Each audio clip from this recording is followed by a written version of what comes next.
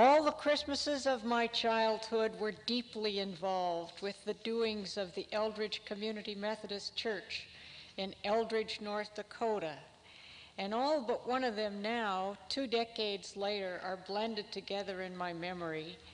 I cannot recall which year it was that I sang Away in a Manger all by myself, wringing the skirt of my new made-over dress in both hands so that I had it up around my thighs by the time my solo was over, or which year I was an angel and dripped hot wax from my candle on the wrist of a shepherd kneeling before me, or which year I was the Virgin Mary and had to have Wilbur Becker for a husband.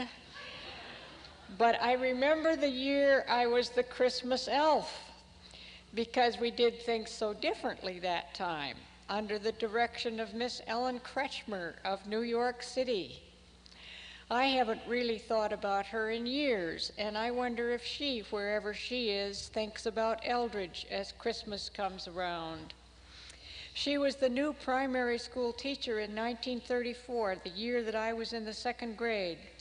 And on the first day of school, when we were telling each other about ourselves, she explained that she had left her father and mother far away in a place called Queens, because all the little children in Queens had more teachers than they needed, but the little children in Eldridge would not have had any teacher at all if she had not come to us.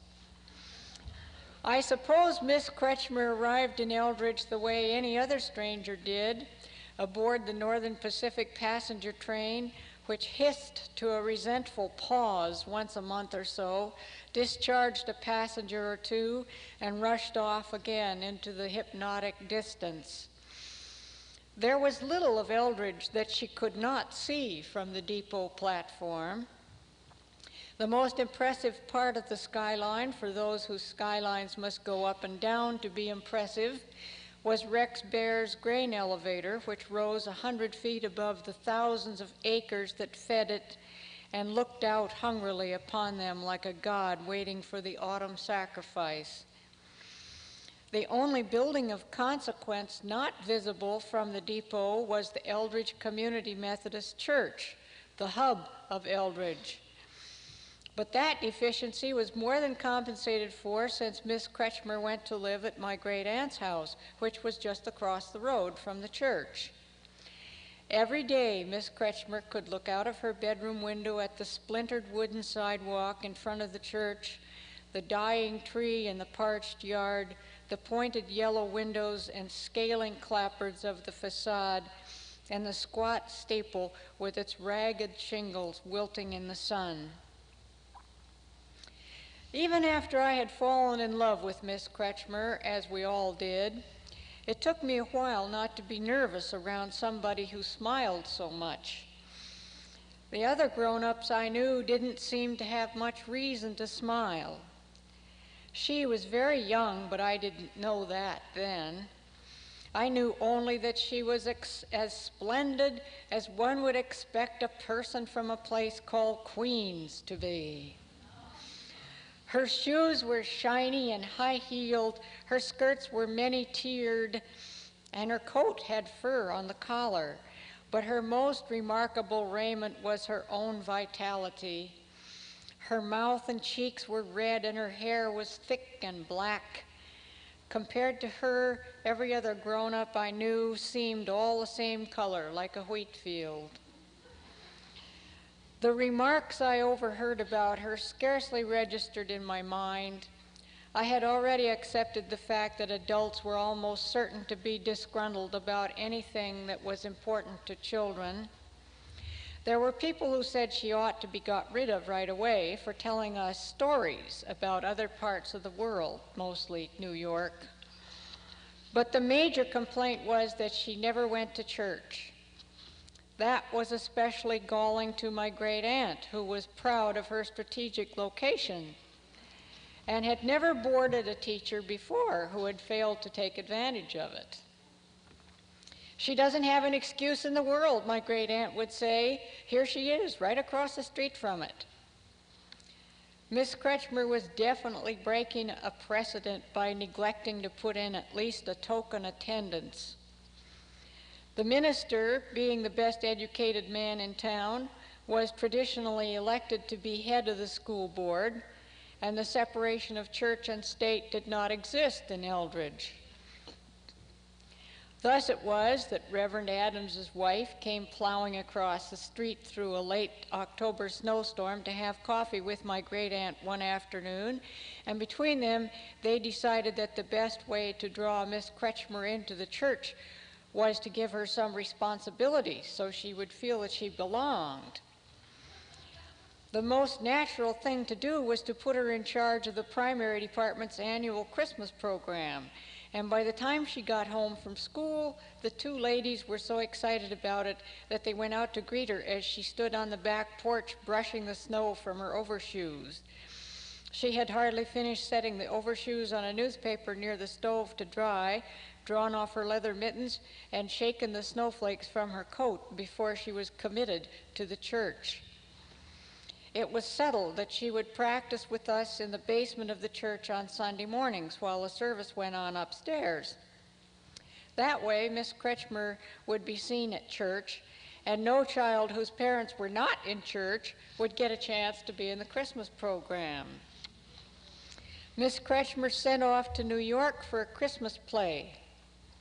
As soon as it arrived, we began learning the songs from it, sitting in the narrow circle of heat around the coal furnace and straining to hear her above the noise of the fire and the minister upstairs. She often had a cold, and she would hit a hoarse note, clear her throat, find the note on a pitch pipe, and start over again. For any other Christmas program we had ever given, we had just brushed up on songs we'd known all our lives, like Silent Night, and then learned parts that were pretty much the same from year to year. But the songs in the play for New York were quite different, and they were so hard I used to practice all the way home from church. I would sing something like, "North or south, black or yellow, we all love the jolly fellow who sets all our hearts to singing with the pretty gifts he's bringing." Then one of my grandmothers in the front seat of the car with my mother would stop talking and turn to me and say, "You're not saying your words right." "I'm saying them just like Miss Kretschmer told us," I would answer. "She says to be very careful to all sing it just the same way."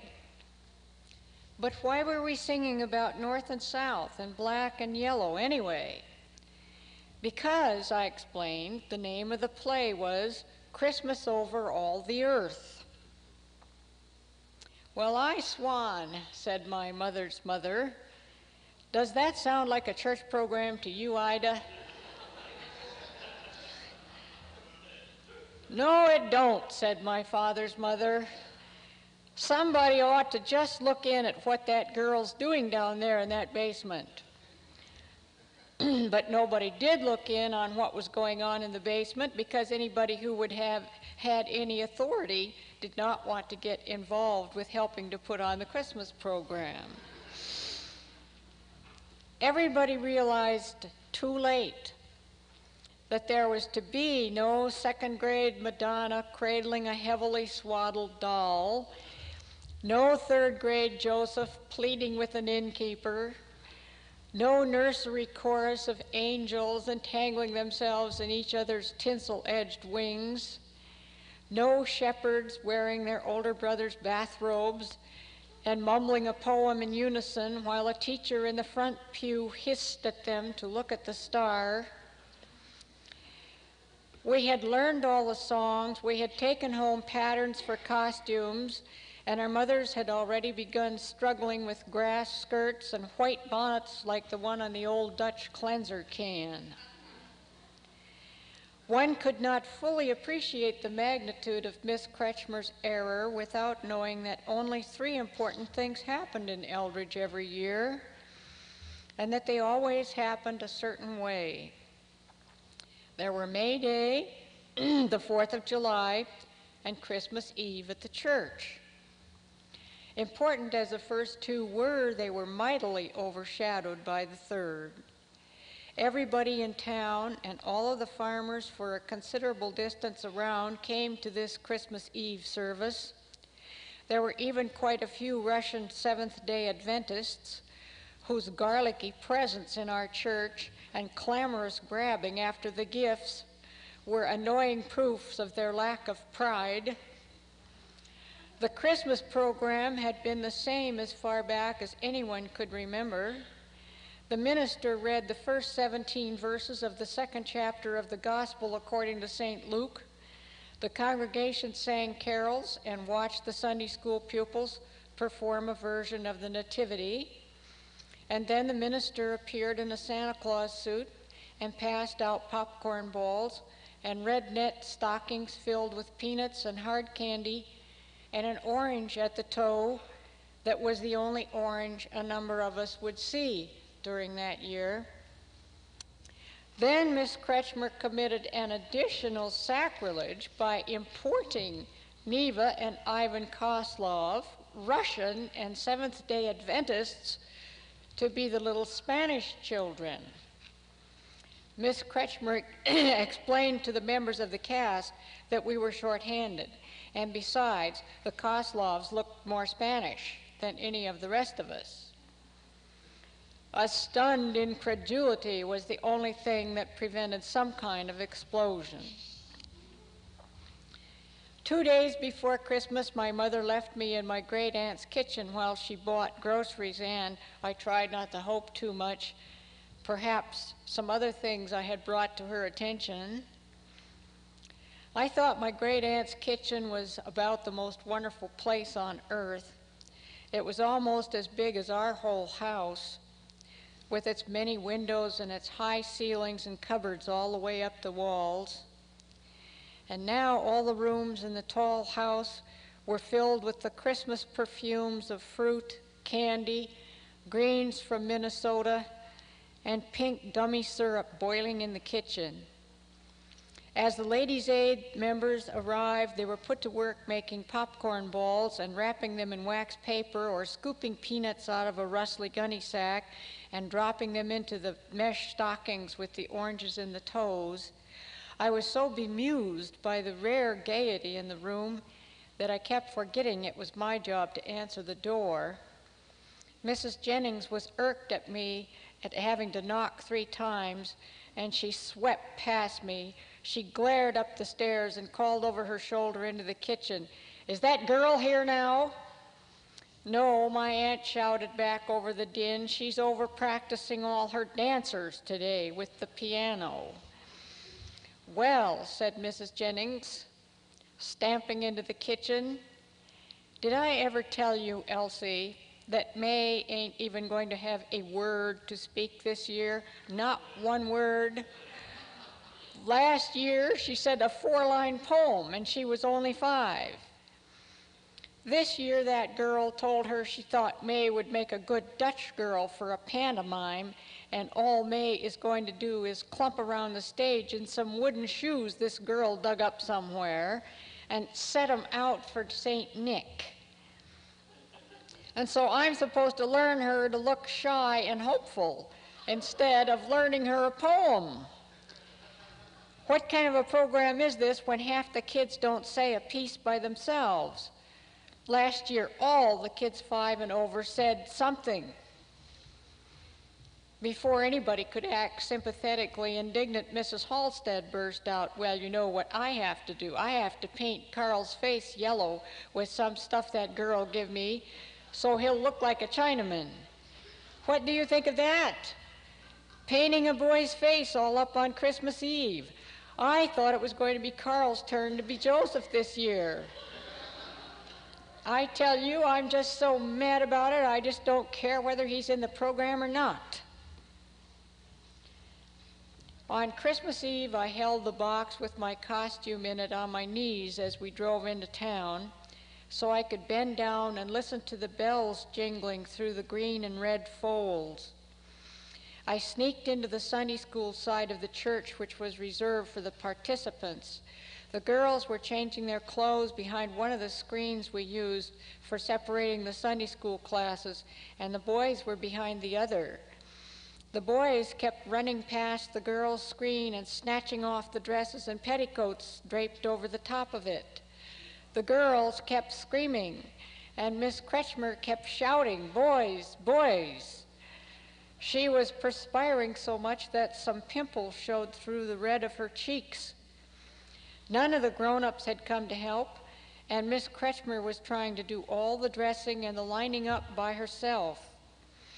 An overflow crowd was jamming the vestibule, and Reverend Adams stalked through the chaos, sweating in his door black suit and hauling his watch out of his vest pocket every 2 minutes. Miss Kretschmer looked up frantically from a rip she was pinning in Neva Koslov's skirt and motioned me to go on. I ran out to the rail of the chancel, stopped and saluted the audience with my cap the way Miss Kretschmer had shown me, and launched the evening with a brisk, monotone recitative that went something like this. I'm the jolly Christmas elf, I'll bring to you much mirth. When I wave my wand, you'll see Christmas over all the earth. Then I pulled the curtain, 3 sheets basted together and hung from a pole supported at either side of the chancel by a hat rack, so the audience could see Christmas in Norway.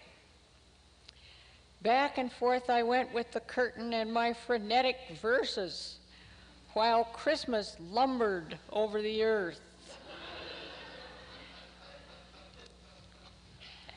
As nervous and young as I was, though, I could not escape the awful knowledge that would have been apprehended by any performer of any status and any age. The audience was lost and had been lost since the performance began. For this one night, the folk of Eldridge wished to live in that unbounded empire of belief where everybody understood the same miracles and nobody concerned himself with the idiosyncrasies of countries and colors, but only with the birthday of the King. They wanted to see again the same gentle mystery, peopled by the same shepherds and angels and kings, accoutred with the same settings of mangers and tinfoil stars, and animated by their own thin, little, imperfect children, sober-faced over their great responsibilities. And because we were not communicating to them anything they were prepared to receive, they had nothing to share with each other. So they sat crowded against one another in the same sad isolation that ruled the rest of their scattered lives. They sat that way, that is, until the entrance of Neva and Ivan Koslov caused them to stiffen together in unanimous disapproval. The Spanish dance scarcely got underway before it became obvious that Miss Kretschmer's rushed repair job had not remedied whatever it was that ailed Neva's skirt. It circled painfully lower and lower on her hips, and then swirled down to a gaily colored rumple around her ankles. Ivan looked at his sister standing in a woeful petticoat in front of a church full of people and vanished from the stage. Neva was too disorganized to do anything at all. For a very long time there was no sound in the church. Then suddenly laughter blew into the hall like a fresh wind, tentative at first, and then abandoned and compulsive. This was the first credible thing that had happened all evening. There stood a Russian kid in dirty underwear, just like the other little Russians they saw running about half-clothed in dusty farmyards, milling with squawking chickens and starving dogs. They laughed in vast relief from the strain of trying to believe in anything so far removed as the wet lushness of an African jungle or the yodeling ebullience of an alpine village. And even though Miss Kretschmer sent in May Jennings and I heard her wooden shoes thundering behind me, they kept right on laughing. And after I saw that it was all right, I laughed as hard as anybody else. Only when all of us had laughed away all of our disappointment did the sound release us to gasp sheepishly and wipe our eyes. The laughter had united us all in righteous camaraderie. We even forgot our grudge against the Seventh-day Adventists for coming to our church and getting in on the Christmas treats that had been made 2 days before in my great-aunt's kitchen.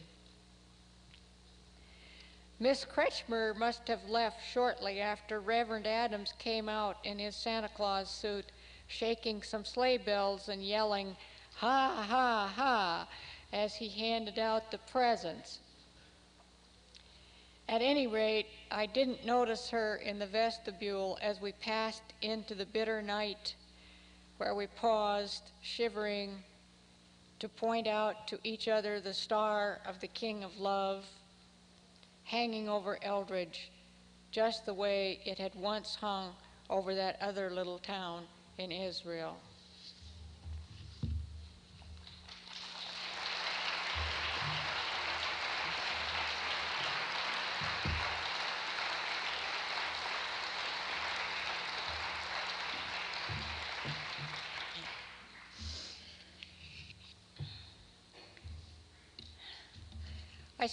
I suppose you could think of this story as a continuation of Reapers of the Dust and the Bones of Plenty, because although I talk about living in North Dakota, I also go on with my life after I left North Dakota.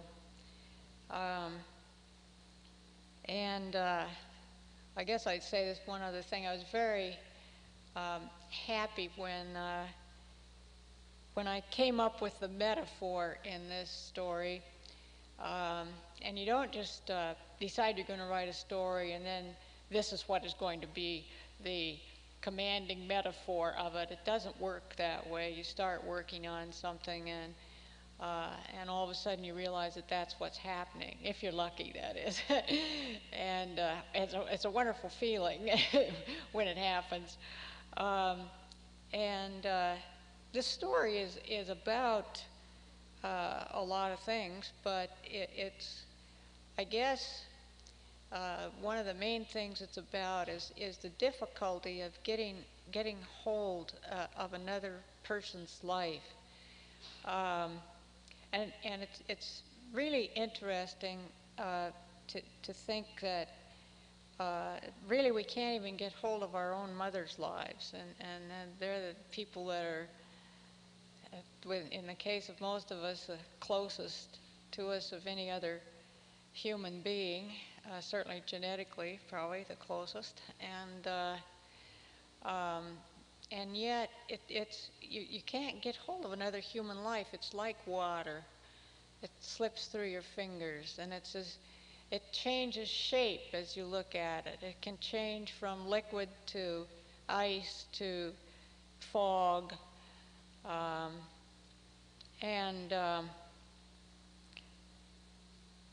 so that is the metaphor in this story. After my mother died very suddenly of a heart attack, I tried to write a story about her, and I tried for 20 years.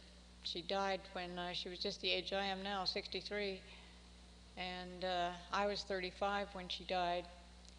And I tried for 20 years to write a story about her. And I have a whole file like this of beginnings that I couldn't go on with. And finally, I think it was probably the metaphor that made me able to make this one work. But I wouldn't want to stand up here and tell you it's all that easy, you know. I know writers who like to present themselves as the darling of the muses and so on. I don't believe them very often, and anyway, this is called My Mother Waiting in the Fog. The school bus is steaming with all the verses and all the choruses of the interminable songs. Oh, the horse goes around with his foot on the ground. You know that one? 99 bottles of beer on the wall. Oh, lead me to the promised land where the Brandy River flows. And after nearly 2 hours of crawling through the fog, our timing is perfect. We are beginning the last verse of the last song as we round the last corner. And I am screaming, there's a germ on the flea, on the hair, on the wart, on the frog, on the bump, on the log, in the hole, in the bottom of the sea, louder than anybody, because I am preparing myself for that moment when the bus headlights, finally focusing on something solid, pick out the 1934 Ford V8 floating in the mist like a black boulder waiting to melt out of a glacier. It is November of 1942. November is the foggiest month of the year in Puget Sound country. We are losing the war, and gas rationing is severe. But my mother cannot bear to have me miss my turn. If all my town friends get to go to the last football game of the season, played by the last 11-man team from our small high school, nearly drained of men 16 and older for the duration, then I, the farm girl, should get to go too. We do have a B card, gas rationing card, because my father works in an essential industry, installing tail guns and B-29s at Boeing. But even so, there is barely enough gas to squeeze out this extra trip to town, definitely not enough for her to drop me off and come back 4 hours later. I'm 15, so I can't drive yet. I regularly stay in town 2 nights a week with my 2 best friends so I can go to choir practice and senior scout meetings. In the 7th grade, when it was not the war, but the Depression that was still on, she insisted on taking me to the free ballroom dancing classes sponsored by the WPA. 2 musicians came with the dancing teacher. There was a middle-aged pianist with frothy, pinkish hair who played waltzes, foxtrots, and polkas with such exaggerated beats that, paradoxically, they all sounded like the same rhythm to me, as my dyslexic feet tripped around some boy's tripping feet. And her pocked, leering drummer, whose own beats, quite superfluous to my ears, added only more confusing noise for the dancing teacher to shout his counting over. We lined up for each dance, girls on one side of the hall, boys across from us, scuffling, shoving, bargaining, as they did their own counting up their line and down ours, trying to position themselves so that as the teacher marched them past us, they would end up with the right partner. At 12, I was 5'5" and weighed about 85 pounds. Like Clementine's, my shoes were number 9. I was never the right partner, but I unwittingly made my situation even worse than it might otherwise have been by always standing next to my two best friends, who were, of course, the most popular girls in town. Frequently, a boy would get me instead of one of them, and when he realized he had miscalculated, he would give me a look of such disgust, such disappointment and dismay, that when he lifted his arms to me, holding his limp left palm as far from both of our bodies as he could, I seemed to feel gigantic atomic forces repelling each other as I forced my hand down to touch his, as his right fingertip shuddered toward my waist to begin the awful task of guiding me in endless circles around the floor. He would cast a furious glare over my leprous shoulder at the clever comrade who was gleefully waltzing away with the prize.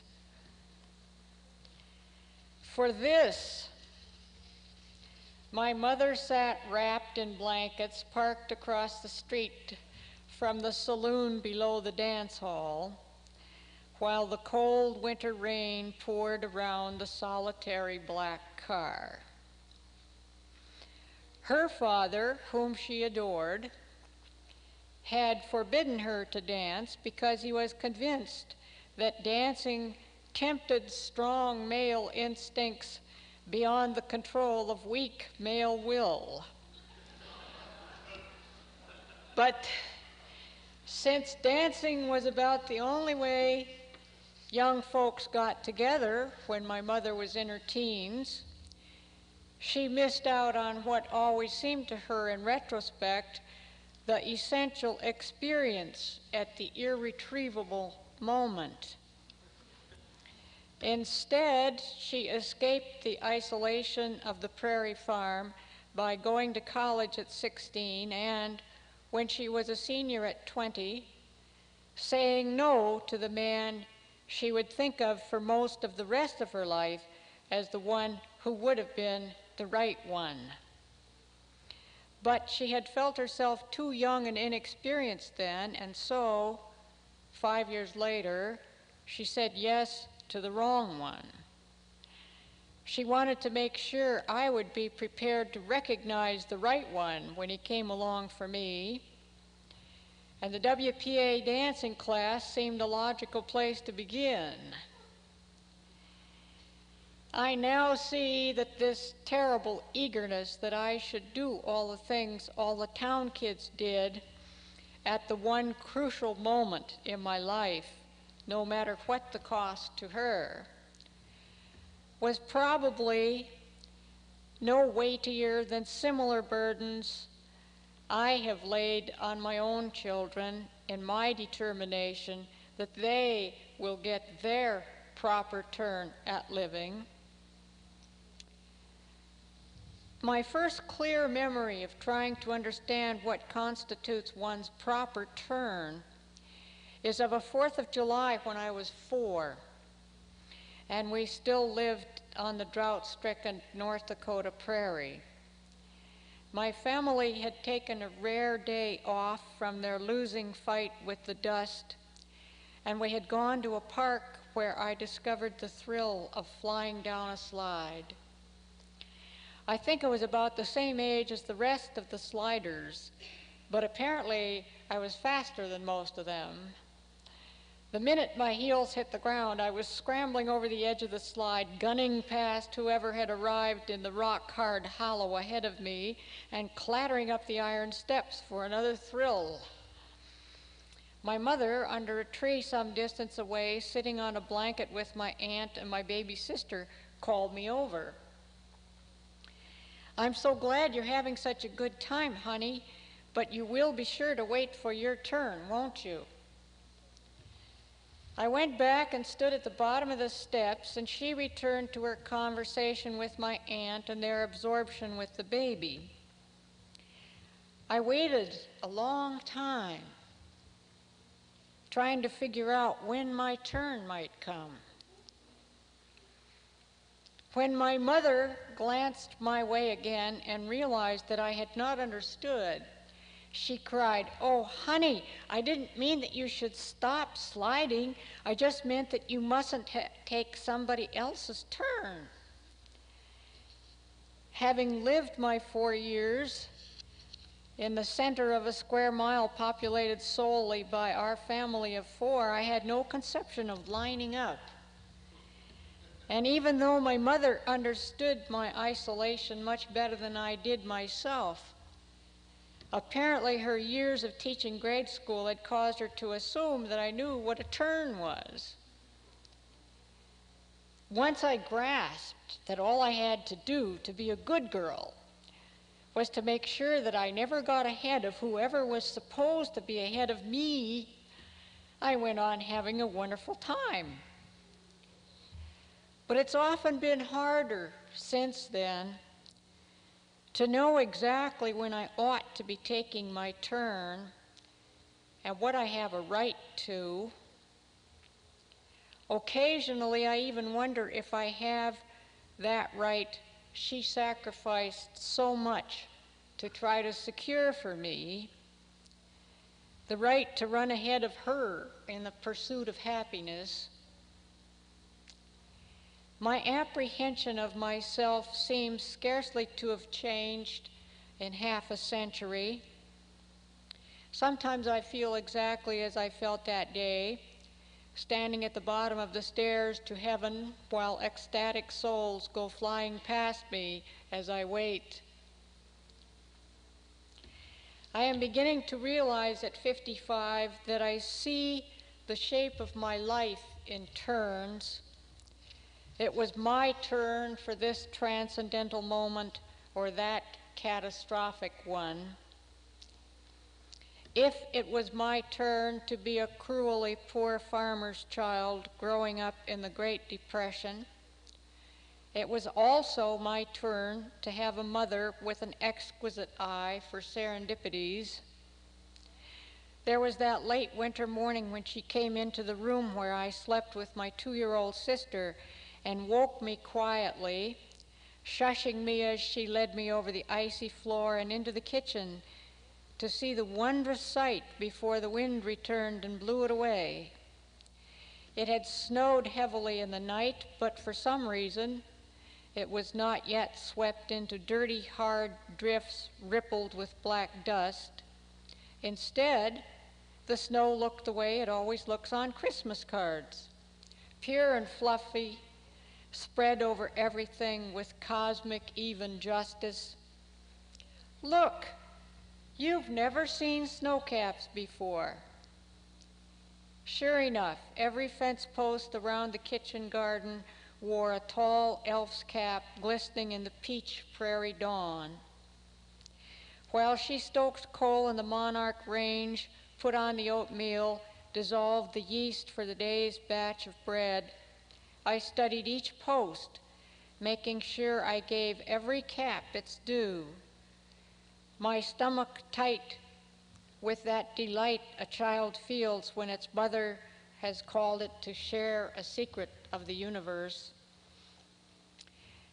As the great sun leapt over the far prairie rim, I reveled in the long, long shadows of the festive posts, serene, vibrantly blue, seeming to say to me, "We are truth and grace. We are what she wants you to understand." Not quite a year later, she woke me again very quietly, much too early, in bitter darkness. Only one kerosene lamp, wick turned low, burned dimly on the dining table. As I came fully awake, I realized that though it was the middle of the night, my father was just outside the kitchen door with the horses already hitched to the sleigh. She was so thickly bundled in scarves that I could barely see her face, but I knew, with that ancient terror of the helpless young whose world is abruptly turned upside down because it is the mother who was crying, I knew what she would say. You stay here and take care of Patty. Watch the lamp. Grandpa won't suffer anymore. And it was my turn to sit curled in a quilt, rocking alone in the night, trying out the new experience of crying because somebody I loved had died. The bus shifts down as we pass the Community Methodist Church. I can't see the church, I just know it's there, in its raggedy patch of yellowed November lawn, held up by the cement retaining wall. This is where I sing in the choir and go to Girl Scout meetings, where my mother, my aunt, and my uncle teach Sunday school, and my mother plays the piano for church. We can't really say we have seen a football game. Not even the players have seen a football game. For 2 hours, we have sat on a modest stack of planks, rather inappropriately called bleachers, and stared out at an infinity of freezing murk from which, infrequently and fleetingly, the vague lights have swirled out a fuzzy piece of a player, a helmet, a jersey, whose team is never identifiable. My friends, the cheerleaders, have also disappeared.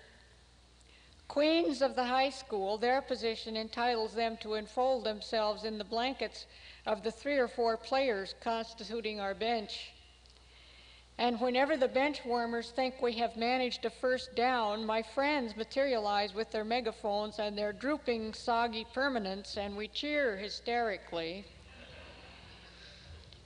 It is hysterically surreal being a spectator, supposedly watching the messy chaos of everyday life controlled and made intelligible in the precise rules and maneuvers of an ordered conflict, and instead sensing that we are in the presence of chaos incarnate. 22, sometimes 21 or 23 sets of young male muscles, soon to go off to the real, very messy war, randomly colliding with friend and foe, gravity banging through a cloud. I have never understood football very well, and even on the clearest, brightest autumn afternoon, I may not see what has happened to the ball until somebody points out to me a hero making an 80-yard run. But tonight, nobody has been any more knowledgeable than I. We have all cheered in great equalizing ignorance, events that, for all our genuine experience of them, might have been occurring anywhere in the Milky Way. It has been exhilarating for me not to be any more confused than anybody else for once. But we have all also felt an almost intolerable strain in trying to comprehend those ellipses, trajectories, and collisions roiling in that invisible field. Now we are back home with all our burdens, another not unexpected defeat determined by the referees who all remained invisible. The exhaustion of trying so hard to see what could not be seen, and that heaviest of all obligations of the young. We must overflow with energy, lightheartedness, and joy. And here, just as I have seen it in my mind, stopped by the lights of the bus as it skids through time, is the car, cold and black as a coffin. It is nearly 2 hours past her bedtime. She rises before 5 to get my father off to the 7 o'clock 10-hour wartime shift at Boeing. And somehow she has managed to be asleep, lying down in the front seat. though of course the noise of the bus and of the last frog on the bump on the log in the hole in the bottom of the sea has awakened her. She is just sitting up, the blankets slipping off her shoulders. As I slide onto the seat, I can feel, even through my heavy coat so quickly chilled in this brief passage from bus to car, the miracle of matter producing energy, the warmth her body has spread for me. I can't really see her face, but I can hear her smiling. I know she is profoundly happy that I have gone to the football game. Did we win, she wants to know? Like all children, I loved to make beautiful presents for my mother, and I loved to make her laugh. I could have regaled her then with the perfect absurdity of what we had all just done. But at that moment, I was too heavy laden with her sacrifice for me. So that is one of the many chances to hear her laugh that I lost forever. I have known few laughs that could truly be called musical, but her laugh was so unadulterated, so spontaneous, so singing, that you never doubted when she said she was tickled pink. We set off into a fog so disorienting that I can liken it only to an Arctic whiteout where people go insane because there is not even any up or down, let alone any linear dimension, where people panic and suffocate because there is no air, only an ocean of mist.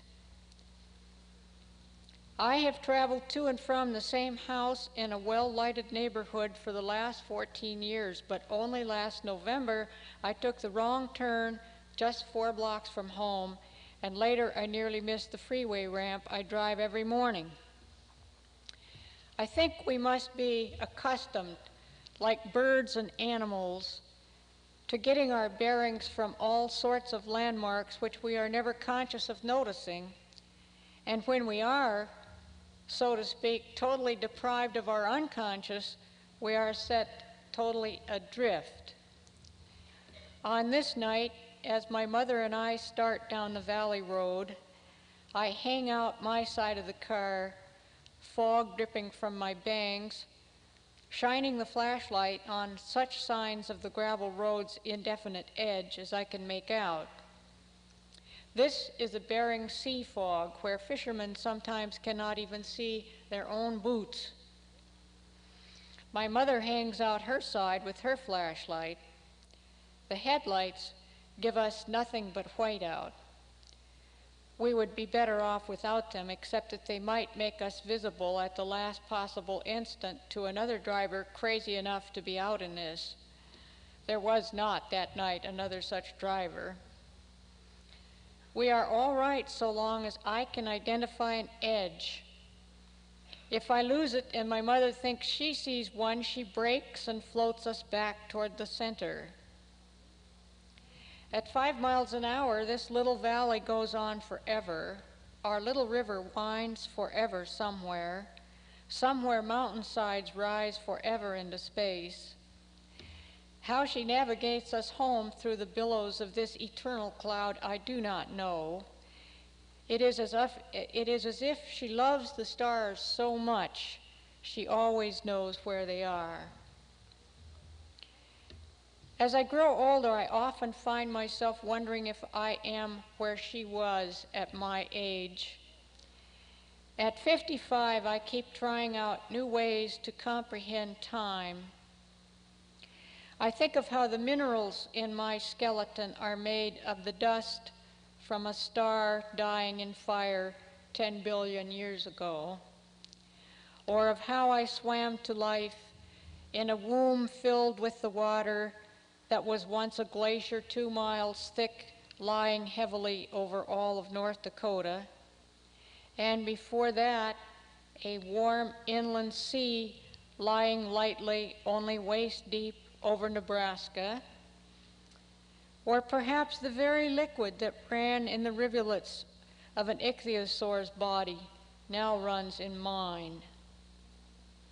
On what turned out to be her last summer visit just before she died suddenly at 63, I was musing about how, at 35, I could not perceive any real difference between who I felt myself to be at that moment and who I had felt myself to be at 3 or 4.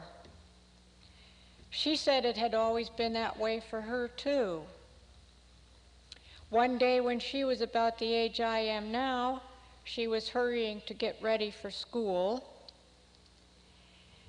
As she began teaching again toward the end of the war, we have both had a long turn at teaching. And as she dabbed her powder puff under an eye, she noticed all the lines there. The surprised 3-year-old exclaimed, "Why, Aline, you're old." Only 8 years later, how very surprised she must have been in that instant when she realized her heart had stopped. She wrote great letters. I could always hear her laughter and all the news of sisters, cousins, aunts, uncles, the dog, the cat, the cow. And she happened to write to me the night before the night she died. She mailed the letter on her way to school the next morning. I have often wondered if the plane carrying me from Denver to Seattle crossed orbits with the plane carrying her letter to Denver, somewhere at 30,000 feet over the springtime valleys of Wyoming Rockies. All I know is that the letter came while I was 1,500 miles away at her funeral, and my husband, not knowing what else to do, put it on the mantle, where it sat unopened for months. Around her death, there were all these coincidences, these little tricks the universe plays to remind us that we don't really understand much. My seatmate on the plane was a jolly mortician, returning to Portland from a national morticians convention in Denver. He was full of Bloody Marys and excitement about all the new marketing tips he'd picked up. As a writer friend of mine observed, these things can happen only in real life. I had no strength to move or to tell him to shut up, and besides, trapped against the window and staring through my dark glasses into glorious fields of brilliant clouds, as though it was I who was now in heaven, the fury I felt was not with him, but with her. Why couldn't she have waited longer? How could she leave me? We do not have explanations, but we do have metaphors. One of my favorites is the great grim speech by one of the king's aldermen in the Venerable Bede's account of the conversion of Edwin in 627 A.D. It seems to me, thou king, that this present life of man on earth, compared to the unknown time, is as if, as you sit at supper amid your eldermen and thanes in wintertide, and the fire is lit and the hall warmed, while outside it rains and snows and storms, in comes a sparrow and swiftly flies through the house, in one door and immediately out the other. Lo, in that time that he be inside, he is not touched by the winter's storm, but there is only the least space of one eye's glance, and he straightway comes from winter to winter again. Likewise, man's life appears to be this short a space, What went before or what follows after we cannot know.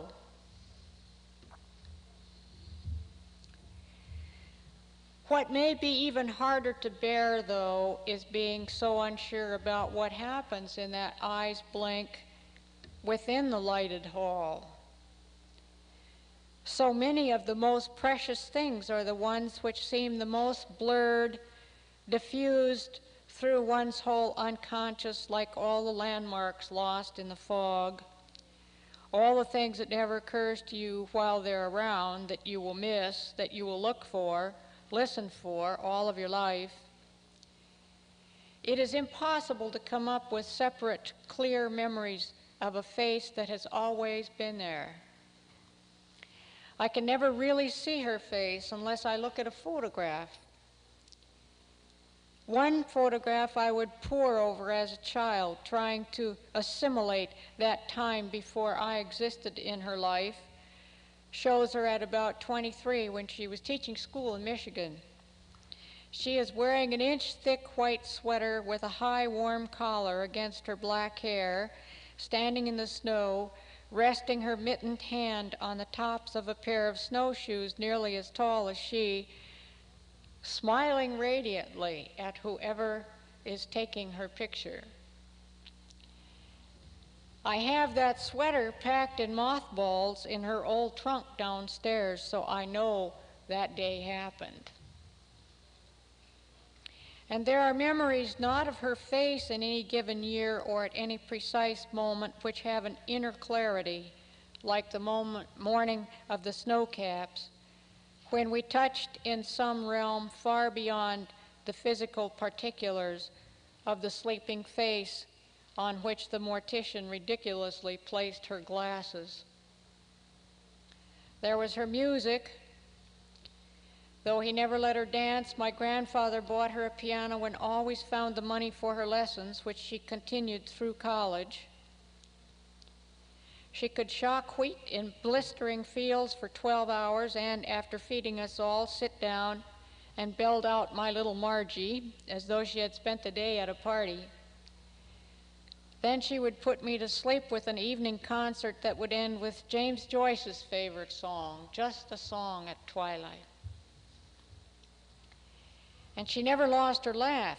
It seems to me that that laugh, like the little prince's, must still be echoing somewhere in the music of the spheres, turning the stars into bells, which I just miss hearing.